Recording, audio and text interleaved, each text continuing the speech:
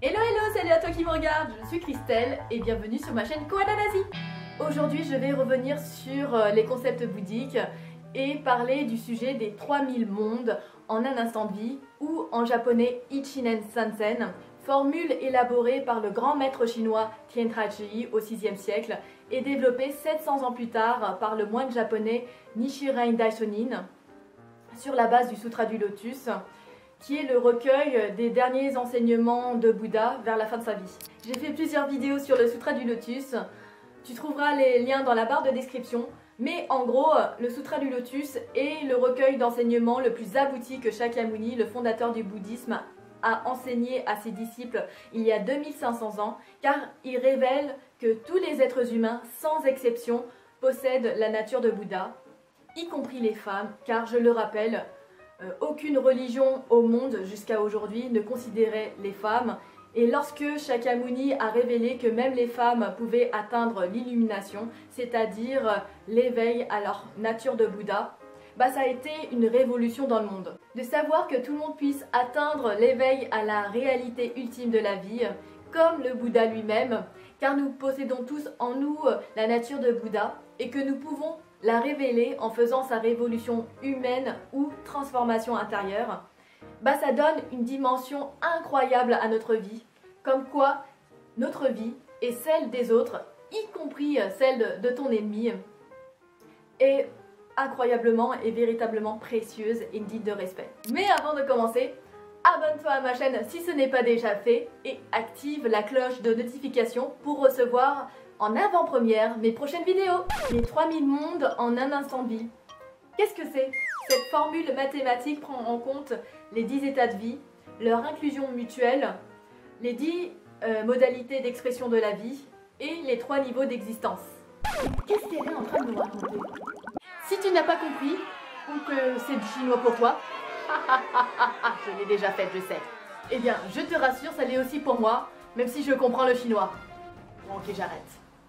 Je vais détailler cette formule dans une prochaine vidéo pour mieux comprendre, mais ce qu'il faut savoir, c'est que toutes ces possibilités ou potentialités incluent tous les phénomènes de l'univers, à savoir le corps et l'esprit, le soi et l'environnement, l'animé et l'inanimé, la cause et l'effet, et tous ces phénomènes de l'univers sont inclus à chaque moment dans la vie d'une personne, tout comme la vie d'une personne influence à tout moment tous les phénomènes de l'univers. En gros, chaque vie fait partie de l'univers, c'est-à-dire le microcosme, tout comme l'univers est représenté en nous, le macrocosme, dans ses caractéristiques et potentialités. Pour résumer ce que je viens de dire, c'est comme dirait le poète anglais William Blake: voir le monde dans un grain de sable et les cieux dans une fleur sauvage, tenir l'infini dans le creux de la main et l'éternité dans une heure. En gros, qu'est-ce qu'il faut retenir de ce principe? Première chose à retenir, nous sommes tous responsables et maîtres de notre vie, et non l'inverse, car en bouddhisme, la fatalité et le destin en lui-même n'existent pas, dans le sens où nous plantons une cause à chaque instant dans nos paroles, pensées et actions, qui génère simultanément un effet qui va se manifester ou non dans notre vie actuelle. Je parle ici de la loi du karma ou de la loi de cause et d'effet que je résume par le proverbe « on récolte ce que l'on sème ». Sauf que ce que l'on sème aujourd'hui peut se manifester soit dans notre vie actuelle, soit dans nos futures vies. Mais la bonne nouvelle, c'est que nous pouvons changer à tout moment le cours de notre vie si l'on décide de sincèrement faire face à notre karma et de planter de bonnes causes dans notre vie, comme par exemple en développant le trésor du cœur, c'est-à-dire en étant altruiste et bienveillant, en contribuant à la société et au bonheur des autres. Eh bien, toutes ces graines positives que nous plantons dans notre vie et dans celle des autres, dont les effets sont invisibles à l'œil nu ou qui nous paraissent insignifiantes à nos yeux, toutes ces actions positives payent sur le long terme, puisqu'elles allègent notre karma, ce que l'on appelle couramment le principe de l'allègement de la rétribution karmique.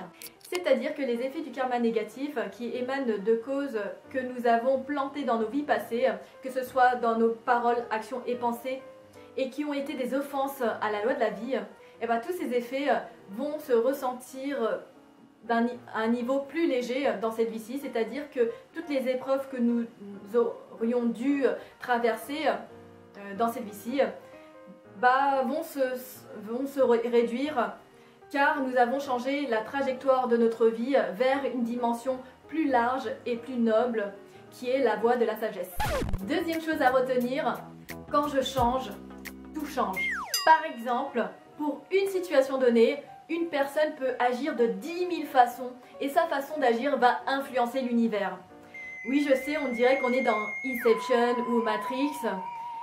C'est un peu ça, c'est-à-dire que il y a pas mal de paramètres à prendre en compte et qui changent le cours des choses selon le bouton que l'on appuie. Mais de façon concrète, je donne l'exemple de nos pensées, qui est un très bon exemple de complexité en un instant donné. Je peux penser d'une façon en cet instant et d'une autre façon dans un autre instant. Il y a tellement de pensées qui nous traversent l'esprit, diverses et variées, et parfois même contradictoires, influencées souvent par nos émotions ou de façon plus profonde par nos 10 états de vie, à tel point qu'on ait du mal à prendre souvent des décisions ou qu'on réagisse de façon différente face à une situation que l'on rencontre tous les jours. Et donc lorsque l'on décide concrètement d'honorer sa vie et de contribuer à la société et au bonheur des autres avec une grande détermination et persévérance, tout en dirigeant nos actions dans ce sens, tous les phénomènes de l'univers vont se mettre en interaction dans le sens de notre détermination pour rendre notre aspiration profonde réalisable. Non seulement notre vie prend une nouvelle dimension que l'on n'aurait jamais imaginée, car on se développe intérieurement, mais en plus de ça, on inspire les gens autour de nous dans cette énergie positive à faire de même. En bouddhisme, rien n'est impossible. Si les choses ne se réalisent pas, c'est que nous maintenons notre aspiration profonde au stade de l'espoir. C'est tout pour aujourd'hui, j'espère que tu as trouvé cette vidéo intéressante et instructive. Je referai une vidéo sur cette formule de façon plus précise. Pourquoi 3000 mondes et pas 10 000 ? Car je trouve que les 4 concepts qui composent cette formule sont intéressants à savoir. Je t'ai mis dans la barre de description en bas tous les liens vers les vidéos qui expliquent les concepts que j'ai mentionnés dans la vidéo et qui te permettront de mieux comprendre le bouddhisme. Et comme d'habitude, si tu as aimé ma vidéo, lâche un pouce bleu et dans l'idéal, partage-la. Je suis également sur Instagram si tu veux me suivre.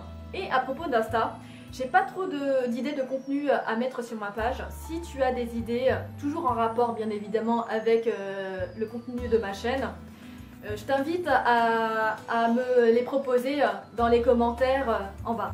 Voilà, je pense que j'ai tout dit. Donc je te retrouve dans une prochaine. Ciao!